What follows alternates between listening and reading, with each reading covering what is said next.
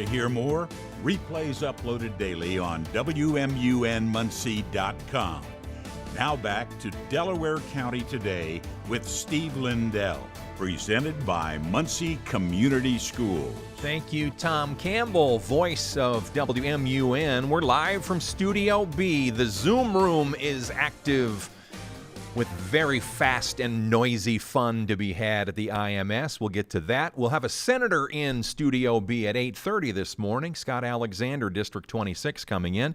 Let's start with the Mother's Day weekend weather. WMUN meteorologist Paul Poteet always has that. Good morning. There are some changes to the weekend forecast. Today still looks the same, maybe a few spotty showers around in the early morning. And again in the late afternoon after about 5 o'clock, definitely into this evening. We've got a chance of seeing some showers. High today of 66, so not as cool. Still below the average. We will get to the average tomorrow. The showers tonight, low of 52. Then partly sunny on Saturday, 73 tomorrow, but it now looks like we could see a few spotty showers around. Nothing huge, but there's the threat in the mid to late afternoon hours. And then for tomorrow night, that ends early, 53. Now it looks like Sunday would be the drier of the days, 65. Partly sunny, just an isolated shower possible. Next week, mid-60s, nice Monday. Some showers, maybe thunder Tuesday into early Wednesday. And the big trend back into the 70s for at least a week doesn't start until next Friday. There's your WMUN Muncie weather. Back to you, Steve. All right, Paul Poteet, meteorologist, hourly updates on WMUN and the rest of the Woof Boom radio group. Now let's head into our WMUN Zoom room. Doug Bowles, the leader of everything IMS and IndyCar and beyond. He's already suited up this morning. Look at you. You were on TV like 90 seconds ago. What were you handing out to people? I was watching that. We were opening the gates for the first time in 2026, getting folks to come through. And I have these little stickers that I give out throughout the month of May, or actually throughout the racing season here at the Speedway. They say, Doug approved. So if you've got something in your cooler that I like, or you're wearing some clothes, whatever. So I decided all those folks that stood in line early this morning, I gave them Doug approved stickers because they're definitely approved for getting here early. That is fantastic. Doug Bowles is our guest in our Zoom room within Studio B. The race will be heard on this radio station and several others. First question, is it a spectacle again this year, Doug Bowles? It'll definitely be a spectacle again this year. We're going to sell out all of our grandstand seats, which we did last year, which was the first time since 2016 that we've done that. And we're going to sell it out sometime next week, probably, which would be about a week ahead of last year. We actually added about 1,800 new seats, or seats that haven't been installed since 2016. So we'll actually even have a bigger crowd. We are going to be in that 350,000 range in terms of people here on race day about 2 weeks from now. There's going to be celebrating, of course, with the racers and all of the fans and the sea of humanity, but there's also going to be some celebrating of America going on, too. Tell us some of that angle that you have worked in. Yeah, obviously it's the 250th anniversary or birthday of our country, and our logo's red, white, and blue. And then, Memorial Day weekend for the Indy 500 is so much about celebrating those men and women who serve our country, as well as those that have paid the ultimate sacrifice. So just sort of plussing up the American feel of an already American feel pre-race. So I'm excited about that. I think our fans will enjoy it. And it's just one of those moments, I think, leading into the race. The pre-race to me in a lot of ways is even more important than the 500 miles of racing. And I think we'll just do it in a real special way to celebrate our birthday this year. It's always special. I know you talk to a million people, Doug Bowles, but my personal take on the race, I've been here for 34 years now, originally from Minnesota. Mama is listening right now, by the way, on her Alexa device. She listens every day. And I grew up watching the race on TV, and that's what we did. And then I moved here, and I thought, wait a second. What do you mean it's not on live TV? But as a radio guy, I thought that was pretty darn cool that radio had it first. And then for so many times, there was the tape delayed in the evening. So you could go to the race, and you could and then come home and watch yourself to see if somebody snagged you with a camera. That was kind of fun, too. But the first time that I was able and had the great honor of being at that track, I immediately knew that I think part of being an Indiana citizen is that you must attend the race at least once, because it's just not the same unless you're there. It's people often ask me that have never been, what's it like? And I say exactly that. It's really, really hard to explain it. And I know that sounds like, that's what you hear from everybody. But the best way I can describe it is when you're on the beach and you watch a sunset and you think, oh my gosh, this is that magical sunset. And you take a picture of it on your phone. You want to send it to your family back home. And you look it out on your phone and it just doesn't tell the story of what you're feeling when you're there. And that's really what the Indy 500 is like. And I'd love for every Hoosier to experience this. But what I want even more is for those Hoosiers that don't have interest or haven't been here, I just want them to be proud that the Indianapolis Motor Speedway and the Indy 500 represents our Hoosier state in such a great way. I'm so proud to be a Hoosier, and that's part of the fun for me. We're on an international stage, so let's make sure that we celebrate what is so Hoosier hospitality, the way we take care of each other in our state. It's really important to me. We had Mark Janes on just the other day with Mark Forster, the voice of the radio broadcast, and so many other things that IndyCar does. Doug Bowles is talking to us now from inside the oval at the track. Lots going on this first exciting day of the month of May with the gates open and all that. Give us some of the driver storylines. There's almost too many to mention, but take your time. Take us through some of these. Yeah, there are quite a few. So the nice thing about this weekend is it's not just the Indy cars that are running, but it's also all of the lower series of cars, the drivers that want to eventually be an IndyCar driver. And so many of our IndyCar drivers started like this. That's what I love about this weekend is starting to see a young star that someday may be competing to win an Indianapolis 500. But, Alex Palou on the IndyCar series, four-time champion, dominated last year across the season, won his first Indianapolis 500, is still a story in 2026. He's leading the championship again. It's been a little more competitive this year, but that's definitely one that we're watching. Kyle Kirkwood, who drives for Andretti Global, is one of those drivers that's just on the verge of a breakout season. Young American driver, surfer. I mean, just kind of fits that surfer dude kind of thing. I mean, just a great guy. Will Power, switching from many, many years with Team Penske and going to Andretti Global, waiting to see if he can make a breakthrough over there. Somebody that's in his mid 40s, so he's trying to really establish himself as still one of the folks to beat. Elio Castroneves. Not much time left for the 50-plus-year-old who continues to come back to the Indy 500 because he wants to be the first five-time winner in the Indianapolis 500. So quite a few storylines that we'll have going on through the month of May.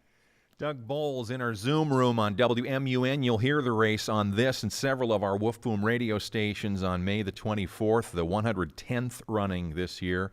11 a.m. is when we'll start, I think, on radio, and there's a lot of TV coverage, too. Do we know if the TV will be live or tape delayed? I know that decision oftentimes comes pretty close to race day. Yeah, I think if we sell the place out, which I think I already said we will, I think once we do that, we definitely have to lift the delay in this marketplace so people can watch it. But, you mentioned radio. Yeah. One of my favorite things to do is ask people, how did you fall in love with the Indianapolis 500? Why have you been coming for so many years? And that falls into sort of three buckets. One of them, maybe like you in Minnesota, is our family. It's what we did on Memorial Day weekend. We all gathered and got together and did that. Or I had a family member that brought me for the first time. Or when I was in college, I had a buddy bring me. But oftentimes when you talk about family parties or family reunions, people said they listened to it on the radio. They didn't watch it on TV. They were out in the backyard in the cookout and listened on the radio.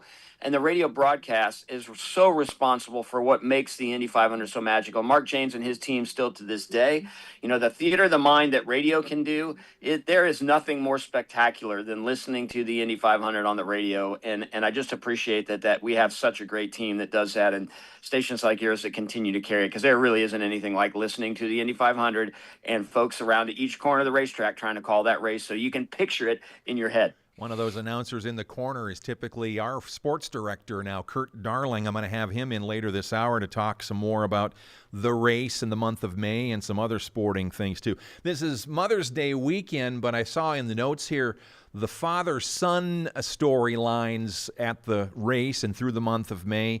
There's a lot of big familiar names, and like father, like son, I think is the hope for some of these sons, right?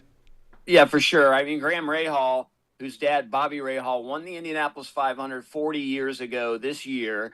I got a chance to talk to him earlier this year about it. I said, is there any pressure, Graham, that in the 40th anniversary that you need to go out and win this for your dad? And it's interesting for him to just talk about the pressure that brings along, but how much it would mean to that family if Graham Rahal could end up in victory lane 40 years after his dad did. I actually was on eBay a few weeks ago and found an old 1986 Bobby Rahal T-shirt that I bought. I'm going to wear at some point in time when I see Bobby just celebrating his 40th anniversary. So that's just such a big father-son piece for this place, and a lot of people are going to be watching Graham and figure out how he does. And Bobby Rahal owns the team that Graham drives for, so that makes it even more pressure-filled for him. So another fun thing, this is less on track, but my dad, who got me introduced in the Indianapolis Motor Speedway, is 84 years old.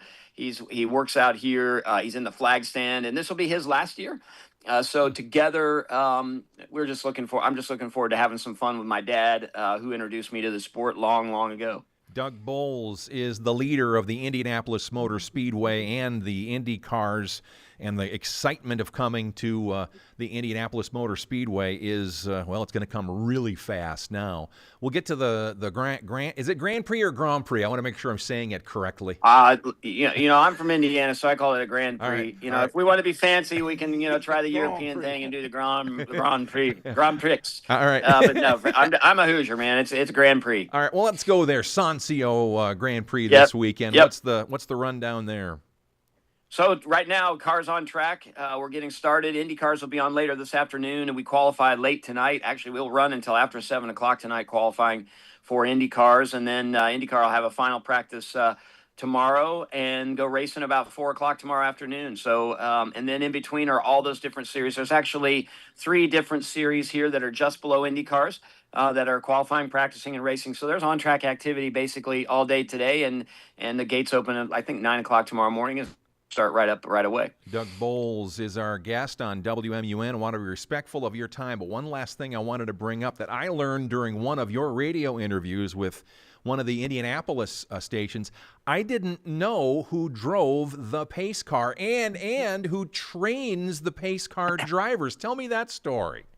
Yeah, so we always have a celebrity pace car driver that actually is the person that drives the car those four pace laps leading up to the Indianapolis 500, and then they actually pull off right as the green's happening, and that's been a lot of fun. We've had a lot of great celebrities over the years that does that, and then that person gets out, and Sarah Fisher gets in, and Sarah drives the rest of the race because she's a real race car driver, and you need them out there. Yeah. This year, Indiana University football coach Kurt Signetti is going to be our celebrity pace car driver, and he was out here on the 30th of April training for that opportunity. People think, well, how do you have to train to drive a car? Well, they got to be driving at certain speeds, and then they'd be able to even go to higher speeds. The challenging part is when he pulls off to let the start of the race happen, if there's an incident on track, say right away, there's not time for him to stop, get out, get Sarah in, and they're belting in the car. This is a 230-mile-an-hour pace car. It is an unbelievably fast Corvette. So they have to teach him, okay, if you have to go out and be the real pace car driver under yellow, working through that. So it was really fun to have him out here. He's going to come back out the day before the 500, do a little more training. But to celebrate the Hoosiers and their national championship, it couldn't be a more fitting pace car driver than Kurt Signetti. So it's going to be a lot of fun on race day. Doug Bowles, last mention here, all things IMS. If they want to try and snag some tickets for that or any other events coming up and all the schedules and all that, where do they go? So IMS.com. If you need race day tickets, especially for the Indy 500, go to IMS.com. Practice days, qualifying days, you can pick a ticket up at the gate. That's the easiest way to do that. 15 and under are always free on those practice and qualifying days, and they're free with a GA ticket on race days. Reserve seats for the 500, we can't do it, but everything else, bring those 15 and unders out. Remember, you can bring your own cooler, so we don't force you to have to buy the food here, so you can bring your own cooler. It can be an amazingly affordable family day here at the Indianapolis Motor Speedway, and tomorrow for the Sancio Grand Prix is probably the best family day we have all year. I can't wait to see lots of families out here. Doug Bowles, always a pleasure. Stay excited as always. You are so energized to watch and or listen to. Thank you for your love of this whole thing. No problem. I love the sport, and I love our state, and looking forward to seeing a lot of folks out here starting today. Thanks very much, Doug Bowles. Thanks for having me. You bet. Always a pleasure. In our Zoom room this morning, We're just getting started with today's Delaware County Today from Studio B on the campus of Woof Boom Radio for WMUN. The success you've had in life matters. The late nights, the extra shifts, the moments you've stood up and said, I've got this. At University of Maryland Global Campus, we value your achievements because we're a school for real life. With UMGC, you can earn up to 90 credits toward a bachelor's for prior learning and relevant life and work experience, or transfer up to 12 credits toward a master's. We offer scholarships, affordable tuition, and online and hybrid classes, all with the support you need from your first day to graduation day and beyond. As an accredited state university, we've been transforming lives for over 75 years. Choose from more than 135 undergraduate and graduate degrees and certificates, and get ready to succeed again. At UMGC, success is yours for the taking and the making, and nothing should keep you from it, especially not an application fee. Apply now and we'll waive your application fee. Classes start May 13th. Learn more at umgc.edu. That's umgc.edu.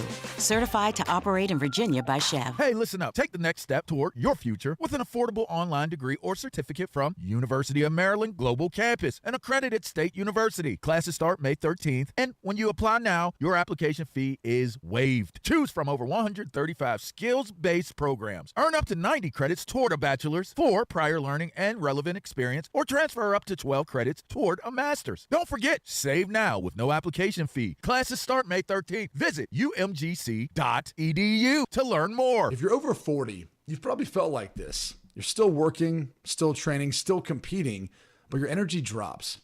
And it's harder to stay in shape, even when you're doing the same work. That's not a discipline problem.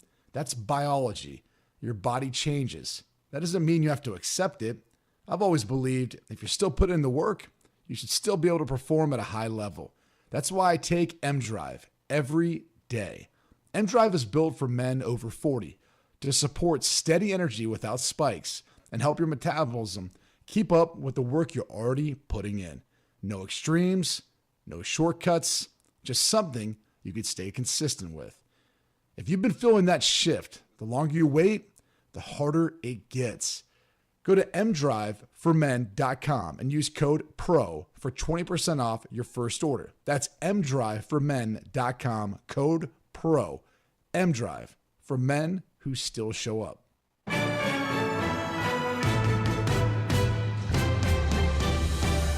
Want to hear more? Replays uploaded daily on WMUNmuncie.com. Now back to Delaware County Today with Steve Lindell, presented by Muncie Community School. That is the voice of Tom Campbell, who also is telling us centennial moments as we have started our year-long celebration of 100 years of broadcast service on 1340 WMUN. Yep. It's our birthday coming up later this year. Now our local news summary, these stories and more airing on all of our stations in East Central Indiana, and right now for you on WMUN. The Indiana Run for the Fallen will cover 140 miles plus between Fort Wayne and Indianapolis today through Sunday. Gold Star families are invited to attend their loved one's hero marker in honor of those lost in the October 2000 bombing of the USS Cole. A live feed will be on Facebook. Ball State professor Chad Kinsella said there were few surprises in Tuesday's primary elections. He did, however, note a bit of a local anomaly in the race for U.S. House of Representatives. I think Victoria Spartz had a closer election than I had anticipated. She still won handily 60-40, and then you had a very contested primary on the Democratic side, and J.D. Ford won that. Locally, actually lost by a few votes here in Delaware County, but overall won. There was a Wednesday announcement by Governor Mike Braun on his plans for prices at the gas pump. Indiana has one of the highest gasoline tax rates in the United States. Braun says he's now suspending both the tax on gas and the excise tax through early June. It's going to make it easier, whatever your plans are for Memorial Day. Indy 500, whatever you're going to do as a family, and just getting by day to day. And Democrat State Rep Greg Porter says this is the right thing to do because Indiana does not need any more tax revenue. He says what the state needs is for people to keep more of their paychecks. John Herrick, Network Indiana. Voice of the Indianapolis 500, Mark Jane, says there's one dominant storyline entering the month of May. Can anybody slow Alex Below down? Is he going to come back to earth? I don't know that anybody can catch him. I think it's one of those situations like we see in more team-oriented sports where I don't know if anybody can beat him. They have to lose and not do particularly well. Qualifying for the Sanzio Grand Prix is today, the first race of the month taking place tomorrow at IMS.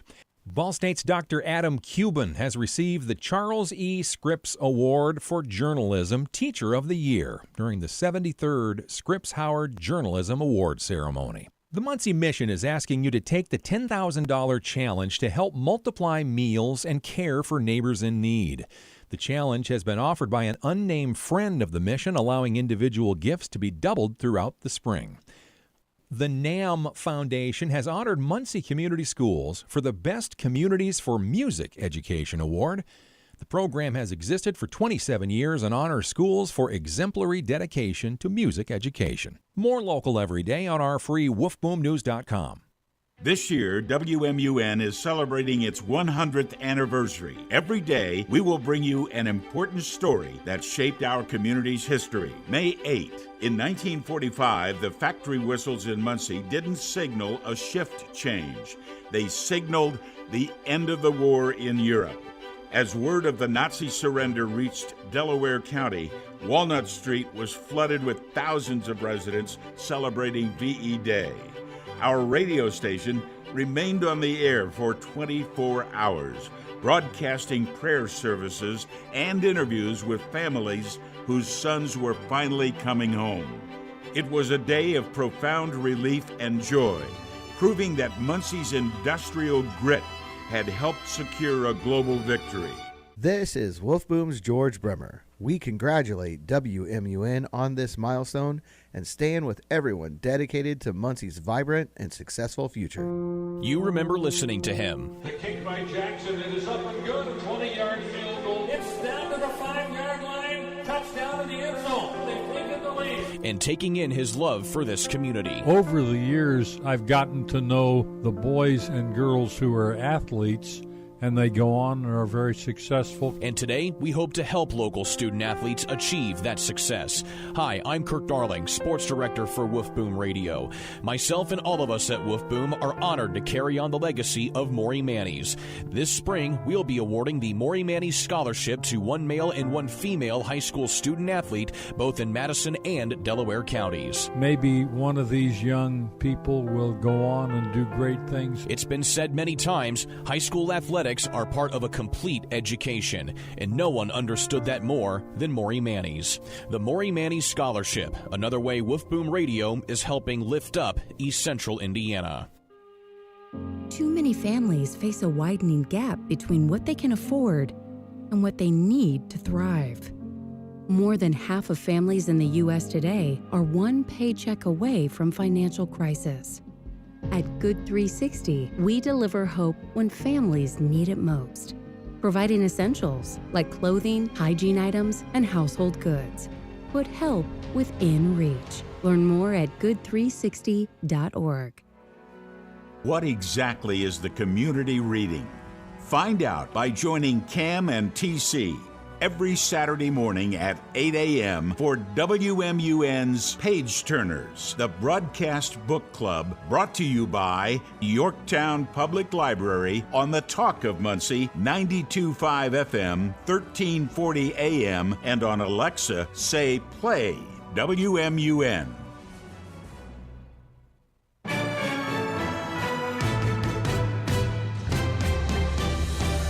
Want to hear more?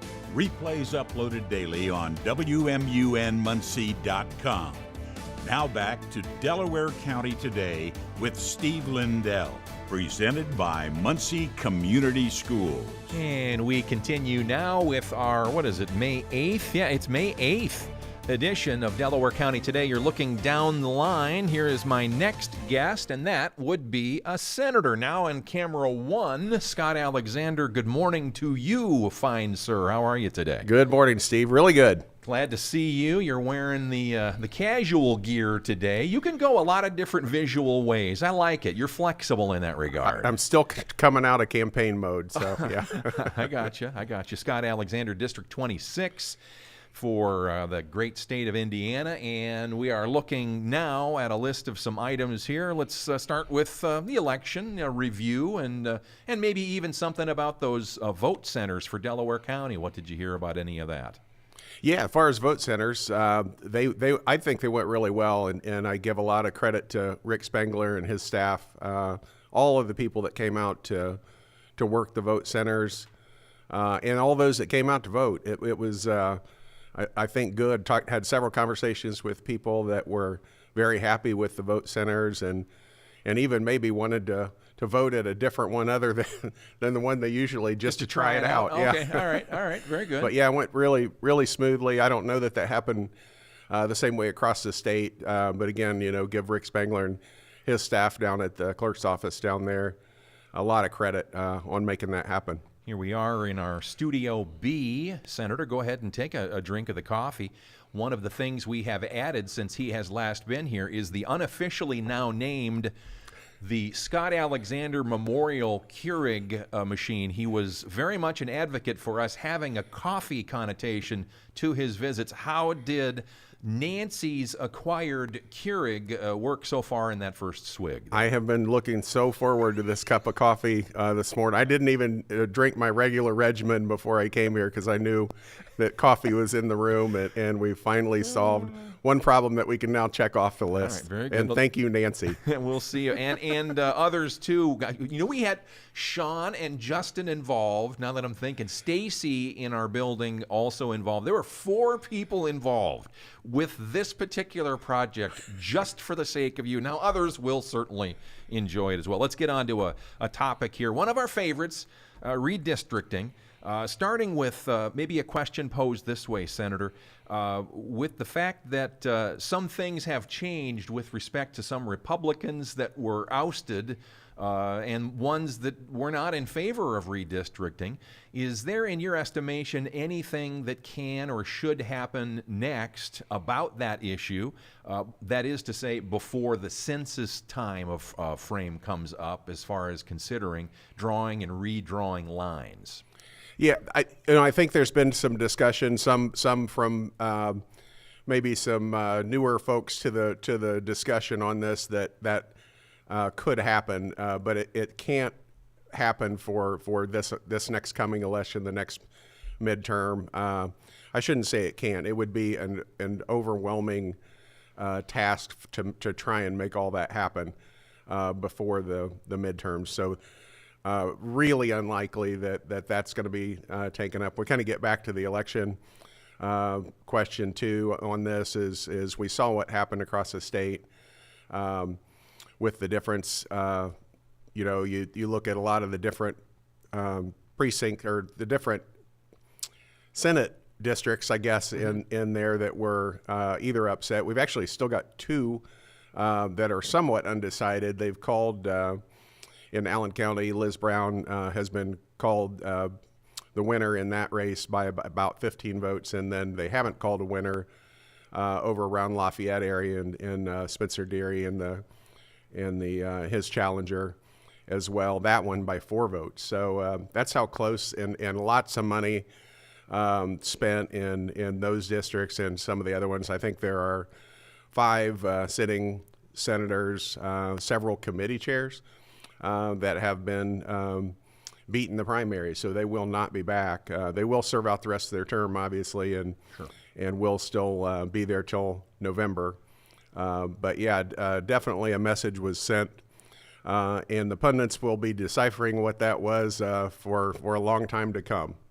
Scott Alexander taking another drink of his ceremonial coffee here in Studio B for WMUN. District 26, by the way, is showing on the screen for our video replayers on the YouTube channel. It's Woof Boom Studio B.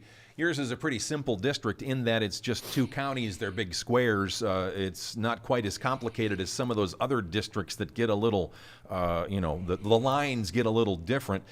Within your district, though, District 26, Senator, infrastructure, there's been some road monies that have been made available and so on and so forth. Some, I would seem to say, positive moves in that regard. Where do we stand on some of those projects and some of that stuff that needs to be made better? Do you have any news or information to share with us? Yeah, I think from the county side, here recently there were some grants from the state that we worked on. They were not given those grants in the first round of first go round, and were somewhat confused by that. And then we've worked with the state and the committees to get that money back here. So I think around $4 million, which they were pretty excited about, that they feel like they can get set up and get that spent here before the end of the year, and get some paving that was not going to be done around here. Recently, just last couple of days, I was out at Eaton. NDOT came out for a roundabout out there. A lot of opposition to that roundabout. I'm going to send a letter to NDOT and the governor's office later. It'll either go out later today or Monday, followed up with phone calls on that to make them aware that they are not in favor of the roundabout. Several of the businesses on that corner were extremely concerned on whether they could survive there, and I think that's an important consideration that may or may not have been given the full weight from NDOT. So we'll weigh in on that one and see what happens. And that's why you have those conversations with citizens, and you're one of many that legislators that are not averse to having those talks and hearing from people. And I know it's appreciated, so thanks for being willing and able to do that. Senator Scott Alexander is our guest on WMUN. I'm Steve Lindell. Rural broadband is another topic that gets talked about a lot. District 26, how are we doing? Are we seeing any improvements? Will we see any soon? And what's your stance on that topic generally? Yeah, a lot more to do that. I hear it from my son quite a bit. We are in one of those places where we don't have access to. It's basically one or two choices, and how much money you want to spend to get faster internet out there, I think, is the struggle that we too deal with as a family. So a lot more to do. It takes a long time, especially last round of grants that came through went to some pretty rural areas where that money, it costs quite a bit to get those users online, and some frustration, I think, from others on whether that money was well spent or not. But it's going to take a lot of resources and a lot of moving the needle on that one to get to where we need to be on that. But still a problem that we'll be working on. It's only in May now, and the session is a long way away. But I know, because you've shared with me plenty of times, Senator Alexander, take a drink of your coffee, for heaven's sakes. You're always thinking, you're always talking and listening and so on and so forth. If the session were to begin today, what might be your top 1 or 2 legislative agendas that you would advocate for on behalf of District 26? Yeah, I think definitely property taxes. When I was down to vote at the county building down there, that was the discussion. Property tax bills and property tax assessments have come out, getting a lot of feedback on that. A lot of people thinking about appealing their property taxes from the assessments. Lots of discussion there, and some movement already towards J.D. Prescott's bill on eliminating property taxes, replacing those with sales tax on service is the idea that's involved in the revenue replacement on that. Are you in favor of Mr. Prescott's notion? I am. Okay. I am, and I'm in favor of solving the problem. Now, whether that's the income source that we use or if it's a mix of something else, but we need a reliable source of income to come back to funding local government and schools that they can count on. But if not, every year we're going to come back to the legislature and file tax bills to try and get reductions for taxpayers, but at the same time many times that hurts local governments and schools, and I think we've gotten to a place now. And the good thing, a lot of people are picking on SEA 1, and they should. It's not a great solution, but it does keep everybody to the table, inflicts a little bit of pain on local government, schools, and certainly the taxpayers, and we're well aware of that coming into this next session. And Muncie Mayor Dan Ridenour had some things to say, I think, last week. He's been analyzing the numbers and the impacts of that particular legislation and everything. And he used some of the words like cuts and reductions in planning and so on and so forth. So he and many others are obviously very concerned with what some would consider the blowback, the ripple effect of what that legislation has turned out to be. For sure. And he's given us some input where he likes the idea of trying to replace that with something else, so we aren't doing this every year. The other thing is the child care vouchers, the over 65 vouchers, and the departments that we're working with to get rid of that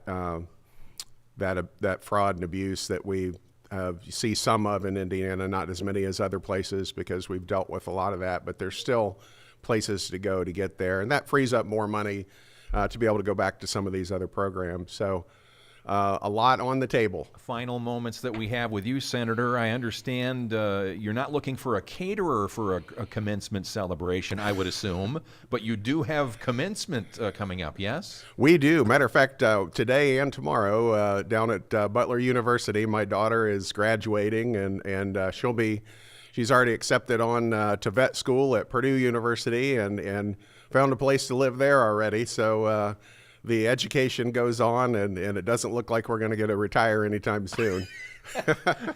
And last item, as we head towards Mother's Day weekend, how about a senator shout out to all the moms out there? You bet. It's going to be a little different for us. My mom passed away this year with Alzheimer's, and so we will be supporting just about every Alzheimer's cause that's coming up this time around for sure.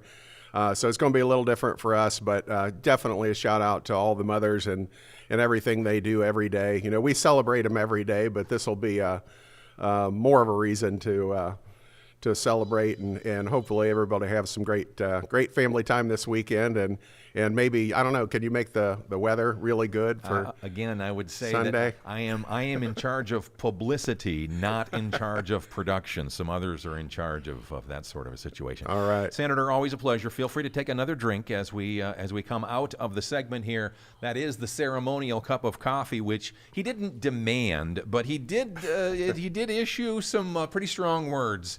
And we like to make our guests feel very happy and comfortable as well. Senator, thanks for it. Just makes Studio B a more comfortable place to be. Look at him. Scott Alexander. For now, we have more to come in just a moment. Our sports director coming up next. That'll be Kurt Darling on WMUN. This is Inside Indiana Business Radio. I'm Gary Dick. Governor Mike Braun says the new Keep In initiative will provide small business owners with resources and support as they look to the future. The initiative is being led by the Office of Entrepreneurship and Innovation with the goal of preserving local jobs and locally based businesses by reducing business closures and supporting smoother ownership transitions. What we're trying to do is create some type of clearinghouse, some type of ability when you've got so many businesses that are there that might just need a little bit of injection of this or that. Novus, a contract manufacturing organization headquartered in Belgium, has announced plans to establish U.S. operations in the Kosciuszko County town of North Webster. The company is currently equipping a leased facility that it says will mirror its manufacturing operations in Europe. You're listening to Inside Indiana Business Radio. Today, you either innovate or evaporate. We are accelerating the pursuit of progress, from the foods we eat to the heights we soar, because this is Indiana, the innovation capital of the world. We rally visionaries across industries, investing connections as much as capital, and fuel our founders from dorm room to boardroom. Fuel your innovation with Elevate Ventures. Visit elevateventures.com. We build Indiana. The Laborers International Union of North America are men and women building roads and bridges to get Hoosiers where they're going today and a new energy infrastructure that will keep Indiana competitive tomorrow. LIUNA's over 12,000 statewide members also grow local economies, earning good union wages, shopping where they live and work, and paying taxes. We build Indiana for good jobs and stronger communities. The Laborers International Union of North America. We are LIUNA.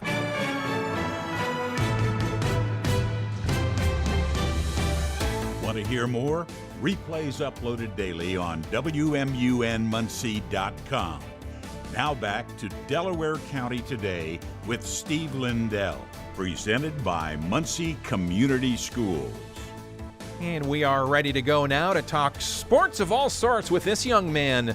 This is Kurt Darling, Woof Boom Sports Director, sitting in Studio B with me. Good to see you, Kurt. Good to see you, Steve. How you doing? Yeah, great. Ball State volleyball in focus. The men have a big day tomorrow. Yes, they do. Yes, they do. UC Irvine in the Final Four out in L.A., and so that'll be a big match. And it's crazy to think that Ball State is the only non-Big West team out there to actually compete for a national championship. And so they're doing the Midwest proud right now. That's fantastic. There's no way to predict, obviously, what's going to happen, but Cinderella story? Does that maybe tie to this at all? I mean, you could call it a Cinderella story, given the fact that Ball State, is a smaller college as far as other sports are concerned. However, this is a dominant volleyball area, and so you expect Ball State, whether they're making a deep run or not, to be a competitive team, and they always are. And so, Cinderella story as far as just overall college atmosphere is concerned, but I would say that Ball State's probably one of the favorites to actually get to the national championship. And did I see that the coach is a big deal? Our coach, holy cow, just is it a little bit coach of the year? He's Did only I read coach that of right? the year, yeah. Coach Iandolo getting named coach of the year, which is absolutely fantastic. It's well deserved as well, and so we're certainly happy for Coach, and it's certainly awesome for Ball State as well. For our listeners of radio, thank you for doing that. This is one of the many voices that you have heard and will hear from the Indianapolis Motor Speedway. You are a fan of that place and of racing in general. What do you think about what's coming up for the month of May? It's going to be exciting. Of course, I heard Doug Bowles earlier this morning, going to be a sellout for the Indianapolis 500, which is always fun as well. It's going to be interesting to see what happens as far as Alex Palou is concerned. It's basically the field against Alex Palou at this point because he has been absolutely on a dominant tear over the last couple of seasons, and so he's in a championship battle with Kyle Kirkwood. One thing for the GP that's coming up this weekend is going to be interesting to see is the new rules for push to pass. And so there's been a little bit of drama. In fact, there was a little drama yesterday during the pre-GP press conference where Kyle Kirkwood, Alex Palou, and Pato O'Ward were kind of getting into it over, who may or may not have been able to use push to pass illegally during Long Beach, which was not the driver's fault. It was actually IndyCar's fault because they had a software glitch that allowed drivers to use it when they actually weren't allowed to use it. And so that now drivers will be able to use it during restarts as opposed to 3 laps in after a restart. And so now it's going to be interesting to see how that changes the style of racing for GP. Kurt Darling, Woof Boom Sports Director on WMUN and the Talk of Muncie. You are getting ready for some more baseball games. BSU season not over. How about the prognosis? What kind of got to happen for us to make the after season stuff? Right now it's just you got to win games. You just have to win games. I know it's a simple answer, but it's also it's what has to happen. Ball State had a very bad outing against Toledo last week on the road where they got swept, and that did not help their chances at all. So you have Northern Illinois this weekend on the road, and you have to win all 3 of those games. You have to win all 3 of those games. Next week, we have a non-conference game that'll be right here on the Talk of Muncie, WMUN, against Purdue at Shebeck Stadium. And then after that, you have your final series against Bowling Green, and you have to win all 6 of those games as well. So right now, they are are on the bubble, close to be on the outside looking in for the postseason tournament, but you got to get the job done here if you're Ball State baseball. Several broadcasts remain on our schedule, made possible by automaticpoolcovers.com, and Kurt Darling calling more than one of those upcoming I'll be doing games, I'll be doing the Purdue game, and then it'll be Mark Forrester carrying us home here for the final series. Let's go Fever for just a quick second. They're starting the season. She's back, and there's a lot of excitement about it. Absolutely. The she, of course, you're talking about is Caitlin Clark. She has been getting healthy. She had a really good showing for the Team USA over the summer, or over the winter, I should say. And now you have Aaliyah Boston back. You have Kelsey Mitchell back. You have a couple of new draft picks as well. They face the Dallas Wings tonight, who have been absolutely reloaded. You have Paige Beckers and several other players as well for Dallas who have really come on strong after Dallas had been one of the worst teams in the league over the last couple of seasons. So you start off against a tough opponent. They faced them in the preseason, and I have high hopes for the Fever this year if they can stay healthy. Last item for you today is your excitement about high school sports is also contagious. Oh, yeah. Last week when we talked, the notion of the shot clock for Indiana high school basketball was being talked about. It has since been put aside. But the notion of NIL is now a part of high school sports. What are you hearing there? And obviously, the whole concept is NIL. However, it's actually as far as the IHSAA is concerned, it's personal branding activity. That's what they're going to be calling it. Okay. And I mean, but we all know it's basically NIL. However, it is actually, as it's laid out, NIL in its truest form of what the concept was actually meant to be. There's absolutely no pay for play. There will be no pay for play. That is not how this is going to work at all. But athletes will be able to personally monetize their brand outside of their affiliation with their high school basketball team, high school football team, whatever sport they're doing. So you see a lot of generic commercials where Caitlin Clark is doing like a bank commercial. She's not wearing any Fever gear. She's probably just wearing some generic basketball gear. Same thing. You can do that if you're a high school athlete. You cannot have any reference to your high school at all. Your high school is not affiliated with it whatsoever. It quite literally, Steve, is name, image, likeness in its purest form, and that's what it's going to be. All right, Kurt Darling, always a pleasure. The excitement that you have for what you do for us and in your professional life is contagious. Keep it up. We'll do, Steve. We'll do. Hold on, stand by. It's time for a quick snapshot of your day today now. It's May 8th, and this is your Fox Daily Snapshot. Today is National Coconut Cream Pie Day. Now, pie lovers everywhere might have their own special twist on the tasty treat, but any real coconut cream pie needs to have two things: a thick layer of whipped cream and a generous topping of toasted coconut bits. All you need after that is either a tall, cold glass of milk or a hot cup of coffee. Also on this date, in 1945, Germany unconditionally surrendered to the Allies in Berlin, ending World War II in Europe. The day would go on to be known as VE Day, or Victory in Europe Day, as celebrations erupted around the world. It would take roughly another 3 months for the Allies to defeat Japan and end World War II. If it's your birthday today, you share it with the king of Latin pop, singer-songwriter Enrique Iglesias. I can be your hero, baby. Born in 1975. I'm Tushar Saxena with your Fox Daily Snapshot. It is quite a hot mic on WMUN, News Talk, Sports Talk, Community Talk. Switching now to the gigantic screen in the back of the room here, Studio B. That is, for those watching on our YouTube page, that is me from a previous program. And it's not because I'm vain, it's just because that's what I pulled up on the screen. All right, next item. The public is learning more about hantavirus. This is House Call for Health. A cruise ship getting a lot of attention recently because of a deadly outbreak involving hantavirus. The Centers for Disease Control and Prevention says it's rare and mainly spread by rodents, and that hantaviruses are a family of viruses that can lead to serious illness and death by causing diseases like hantavirus pulmonary syndrome and hemorrhagic fever with renal syndrome. These mostly come from contact with rodent droppings, urine, or saliva, or in rare cases a bite or scratch, though at least one strain of the virus has been able to spread person to person. Hantavirus pulmonary syndrome includes symptoms like fatigue, fever, muscle aches, headaches, dizziness, and abdominal issues. Hemorrhagic fever can include intense headaches, back pain, chills, nausea, blurred vision, and more. There's no specific cure for hantavirus infection. Patients usually need supportive care, including treatment of symptoms, rest and hydration, or for some, breathing support like intubation. For more health news, go to foxnewshealth.com. House Call for Health, I'm Lisa Brady, Fox News. WMUN word of the day is rewild. Look it up and use it. Now let's go to this best theme music in the business. Fox Facts. Some phrases sound odd until you learn their historic origin. Put a sock in it, a blunt way to tell someone to stop talking, actually comes from the early days of recorded sound. Back in the early 1900s, before volume knobs were standard, gramophones blasted music through large metal horns with no easy way to turn them down.